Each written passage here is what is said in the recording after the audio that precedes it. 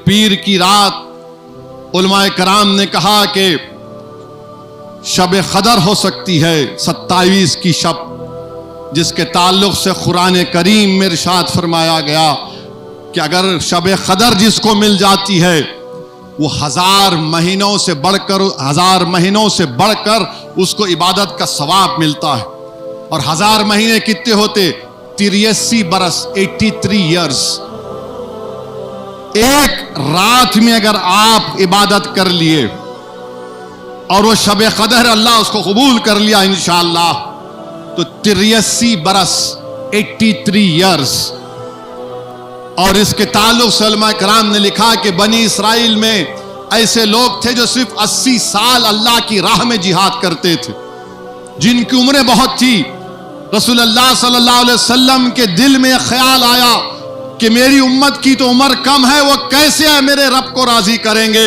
اللہ نے جبریل امی کو بھیجا اور کہا اِنَّا أَنزَلْنَاهُ فِي لَيْلَةُ الْقَدْرِ کا سورہ نازل کر دیا کہ جو اس میں عبادت کرتا ہے اور جس خوش قسمت کو شب قدر مل جاتی ہے، اللہ سبحانہ و تعالی فرشتوں کو نازل کرتا ہے، جبریل امی آتے ہیں اور جس جگہ پر لوگ بیٹھ کر اللہ کا ذکر کرتے ہیں وہاں پر آ کر دعا کرتے ہیں ان لوگوں کے لیے، مصافحہ کرتے ہیں، ملتے ہیں ان لوگوں سے۔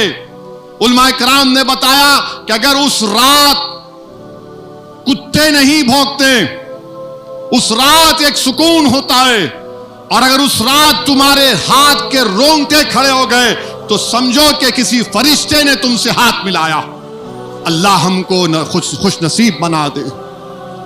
میرے عزیز دوستوں اور بزرگوں، رسول اللہ صلی اللہ علیہ وسلم کی حدیث شریف ہے کہ فرشتے آئیں گے، ان محفلوں کو دیکھیں گے جہاں پر اللہ کا ذکر ہو رہا ہے، دعا کر رہے ہیں، قرآن کی تلاوت ہو رہی ہے، اور جب وہ جا کر اللہ کو بتائیں گے تو اللہ کہے گا فرشتوں بتاؤ کیا میرے وہ بندے جنت کو دیکھے؟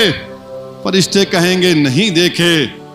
تو اللہ فرماتا ہے اپنی شان کے مطابق کہ اگر وہ دیکھتے تو کیا ہوتا؟ پھر اللہ فرمائے گا کہ بتاؤ کیا انہوں نے میری جہنم کو دیکھا؟ تو بولیں گے نہیں دیکھے۔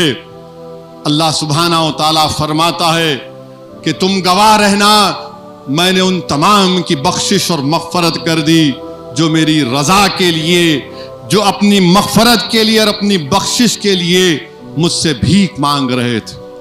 میرے عزیز دوستوں اور بزرگوں، اللہ کو راضی کرو، رو کر آنسوؤں سے راضی کرو۔ حدیث میں آیا کہ رسول اللہ صلی اللہ علیہ وسلم ہے، جبریل امی ہے، اور جبریل امی کہتے ہیں رسول اللہ صلی اللہ علیہ وسلم جب آپ کا امتی روتا ہے اس کا حساب کیا؟ وہ تو ڈائریکٹ جنت میں جاتا ہے۔ ہمارا رونا، ہمارا عاجزی اور اللہ سے بھیک مانگنا، دعا کرنا، اپنے دامن کو اللہ کے سامنے بے بس ہو کر اظہار کرنا کہ یا اللہ تو وحدہ لا شریک ہے، پروردگار ہمیں معاف کر دے۔ اور جو ہاتھ اللہ کی بارگاہ میں اٹھتے ہیں اللہ کو حیا آتی ہے اس کو خالی لوٹانے سے۔ تو میرے عزیز دوستوں اور بزرگوں، ہم کو کثرت سے دعا کرنا ہے۔